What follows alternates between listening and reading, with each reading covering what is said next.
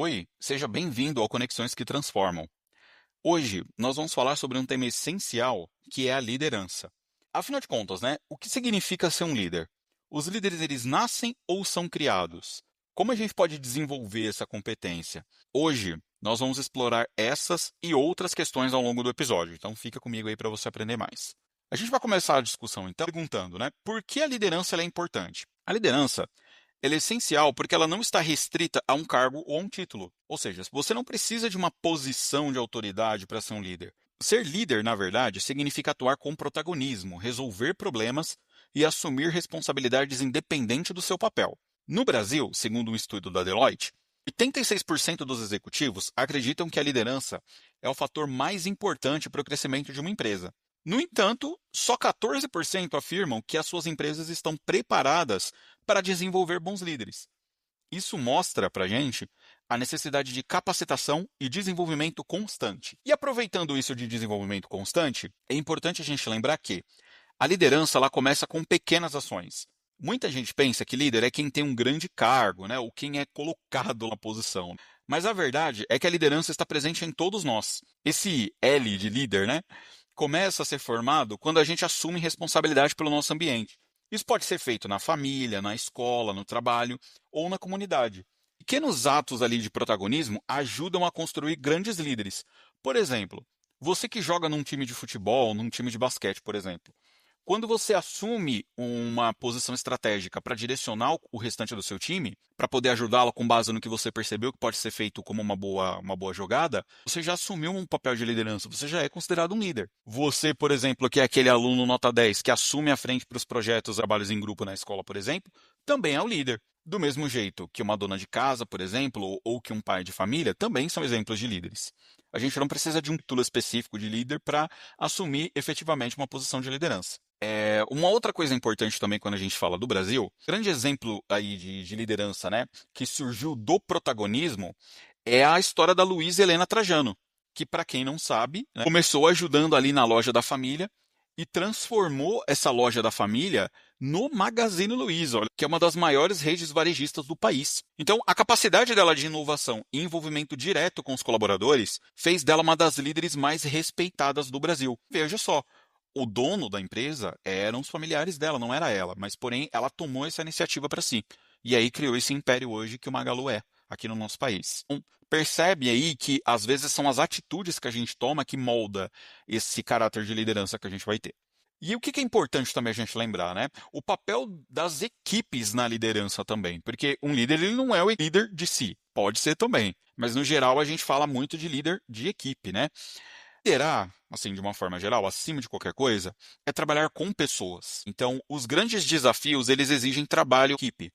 Então, se você consegue liderar um grupo pequeno, pode liderar grandes organizações. A habilidade de gerenciar times, motivar pessoas e estruturar processos é fundamental para um líder de sucesso. E isso, como eu falei agora há pouco, você consegue fazer independente da área. Você pode fazer na sua empresa, você pode fazer na sua casa, pode fazer, por exemplo, com o seu time aí de futebol que você vai aos finais de semana para jogar. São ações que você faz ali meio que no automático, né? Mas que você toma essa iniciativa, assume esse protagonismo para você. Por exemplo, aí falando também do contexto brasileiro, são as cooperativas de agricultura. Eles movimentam bilhões de reais, para vocês terem uma ideia, e sustentam milhares de famílias. E os líderes dessas cooperativas, eles precisam não apenas organizar os processos, mas engajar e inspirar os produtores locais a crescerem juntos. Normal está falando, nesse caso de cooperativas, de pequenas fazendas, né? São pequenos conglomerados ali que juntos, né, eles criam aí esse mercado gigantesco que é o agronegócio aqui no país também. Então é muito importante lembrar, às vezes a gente não lidera só para nós, nós também lideramos para os outros, né? Então a liderança ela envolve muito isso de inspiração e colaboração.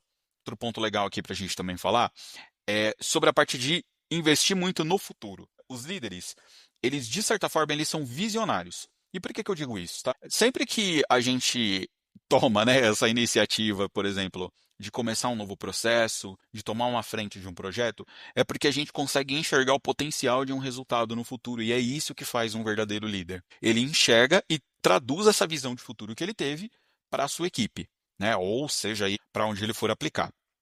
Caso importante, né, como a gente dar de exemplo, para ficar um pouco mais claro, os líderes eles conseguem enxergar tendências. E nisso, eles conseguem antecipar mudanças, conectar ideias, né, para criar uma nova possibilidade. Esse conectar ideias é bastante legal porque juntam-se, né? Ele tem uma capacidade de ouvir muito boa, né? Eu falo muito que o líder, na realidade, ele é como se fosse um servidor, né? Na verdade, a gente tem muito aquela impressão errada, né, de que o líder é aquele cara que está acima de todo mundo, não é uma figura de autoridade, mas é muito que pelo contrário. O líder, na realidade, ele é um servidor do time, porque ele é alguém com uma capacidade de conectar as ideias e a força de vontade, né? Todas as competências ali que o time dele possui, ao de um bem maior. E aí, para isso, né, é preciso justamente que a pessoa esteja atenta ao mundo ao redor dela e sempre estar disposta a aprender. Líder, acima de qualquer coisa, ele tem um ponto que a gente chama de mentalidade de crescimento. Geralmente, ele não vai ser aquela pessoa que vai chegar e falar, não, ó, eu sei de tudo, chama aqui que eu resolvo, né? Ele não vai ter essa postura. É um cara que vai estar disposto a ouvir para ele aprender com o que as pessoas podem dizer para ele para agregar. Grandes inovadores da história, na verdade, foram aqueles que conseguiram ver oportunidades antes dos outros. Um caso interessante é o do Jorge Paulo Lemann. Ele enxergou oportunidades no mercado financeiro e revolucionou a gestão de empresas como a Ambev, e o Burger King também. A visão estratégica desse cara foi tão importante, assim, tão interessante, que o foco dele também foi na formação de líderes que ajudaram a transformar esses negócios brasileiros a gigantes globais. E aí, né, para a gente já ir também para um tópico aqui bem legal, é a questão de adaptabilidade para mudanças, porque a gente não consegue transformar nada se a gente não mudar nada também, né? A mudança, ela é uma das principais funções da liderança, tá? Então, um líder eficaz, ele sabe que o mundo está sempre evoluindo, né? E que ele precisa se adaptar. Não tem jeito. E aí, né, a gente também precisa lembrar, mais do que isso, né, mais que se adaptar também, ele precisa ajudar os outros a se adaptarem. Como eu falei agora há pouco, o líder ele é uma pessoa, né, ele vai ter que ser uma figura ali, que ele traduz a visão que ele está enxergando para as outras pessoas que estão ali trabalhando junto com ele. E aí vem um ponto polêmico, né? Por isso que é legal a gente abordar essa questão da mudança. O líder, ele tem que ser capaz de guiar uma equipe por momentos de transição e transformar desafios em oportunidades. E por que eu estou dizendo isso? Porque muita gente resiste à mudança, não é porque a pessoa tem um gênio difícil, não é porque a pessoa é difícil de trabalhar, nada disso. É porque elas gostam de previsibilidade e estabilidade. Tem muito a ver com o perfil de cada um. Por exemplo, a pessoa que normalmente assume posições de liderança vai ser aquele que a gente chama de pau para toda obra, né? O cara vai para cima, assume riscos calculados, né? Mas ele está disposto a tomar iniciativas para mudar algumas coisas. Já o restante que talvez não tenha tanto um perfil assim, né, muito mais ativo, né, bem dizer, sejam pessoas que elas precisam dessa previsibilidade para trabalhar melhor, e não tem problema nenhum nisso. É trabalho do líder, é função do líder entender que não existe pessoas difíceis. O que existe é a gente entender como que aquela pessoa trabalha melhor, né? E como que a gente mostra que de repente a mudança que a gente quer é, implantar, né? Que a gente vai querer trabalhar ali, ela vai ser útil aí para esse objetivo que os demais do time querem, né? Que no caso é essa previsibilidade e a estabilidade também. Aproveitando isso, um dado bem interessante. Uma pesquisa da McKinsey apontou que 70% das iniciativas de mudança falham devido à resistência e falta de engajamento da equipe. Essa estatística aí ela vai reforçar para a gente a importância de que os líderes precisam saber comunicar e conduzir mudanças de forma eficiente. Aproveitando, no podcast anterior, no episódio 2, a gente falou sobre gestão de conflitos.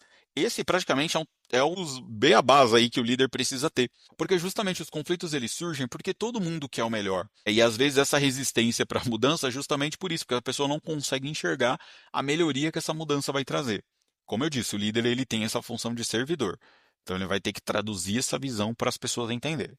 Uma outra parte legal aqui para gente falar é que no caso, né, é uma frase, na verdade, né, para a gente concluir aqui, que é o quê?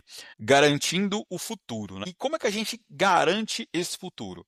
Quando a gente investe no desenvolvimento da liderança, por exemplo, nós como gestores, investindo na formação de novos líderes, nós mesmos já na posição de liderança também, investindo no nosso autodesenvolvimento. A gente não está falando só sobre carreiras em empresas, tá, gente? Vamos tentar criar aí uma visão fora da caixinha de que liderança a gente só aplica dentro do trabalho. Não é isso. Como eu disse para vocês nos exemplos, a gente aplica em todas as esferas da vida. Quando a gente fala de liderança, a gente está falando de garantir o futuro de famílias, A gente fala de garantir futuro de comunidades e até mesmo de um país inteiro. Vejam bem, a gente é regido hoje por um líder, não é verdade? O nosso estado, a nossa cidade, né? E de repente, né, dependendo da Constituição, aí até o bairro também. Então, um líder ele tem um poder de transformar vidas ao redor dele, né? E cria essas oportunidades, né? E impacta positivamente a sociedade. Então, como eu disse, pode começar com uma ação pequena que a gente faz no dia a dia, por exemplo, de motivar as pessoas ou até mesmo de mostrar o caminho correto para determinada, né, situação, a gente cria esse impacto, né? Como líder, a gente tem essa responsabilidade também. Só para vocês terem uma ideia de novo, falando de Brasil, tá? O impacto de líderes comunitários é enorme. Muitos projetos sociais só existem porque alguém decidiu tomar a frente e fazer o negócio acontecer. Por exemplo, ó, a gente tem a Central Única das Favelas, que a gente chama de CUFA. Eles mostram, por exemplo, para a gente como é que a liderança pode mudar realidades e criar oportunidades para milhares de pessoas. Eles têm um projeto muito, muito bacana. Convido vocês a pesquisarem aí melhor para saber, tá? Então, para a gente finalizar aqui o nosso episódio, eu vou compartilhar uma frase para vocês, né? Que é uma reflexão, na verdade, do ex-presidente dos Estados Unidos, que é o John Quincy Adams. Ele deixa uma frase muito interessante que ele diz o quê?